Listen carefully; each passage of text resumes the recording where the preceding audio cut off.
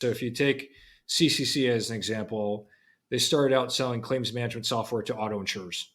And once they got some great success, then they started selling to auto body repair shops that served auto insurers.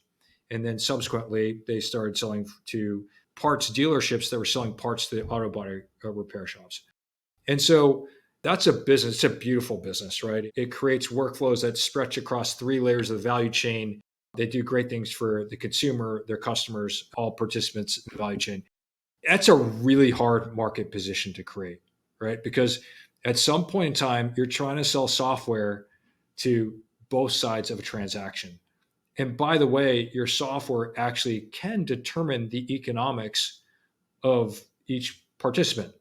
And so you have to be able to build trust with both sides that you are always going to do the right thing, that you're always going to be transparent, and that you aren't going to put your thumb on the scale for one stakeholder or another.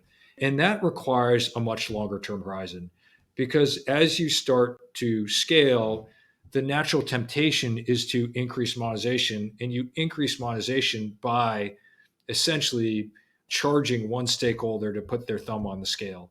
And so you need a CEO and founder and product oriented and industry visionary like Gatesh, the CEO over there, to play the long game, to be the trusted party amongst all these different stakeholders. So I think that's right. I do think for the businesses that are going to build multi-level, multi-generational platforms, you do need patient capital.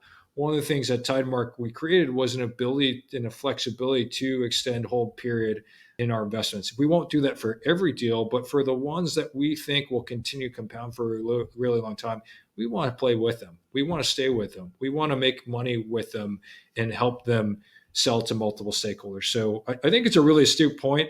It's kind of a hard concept because there aren't that many companies that have done what CCC and a handful of others have done, but it is the long-term opportunity.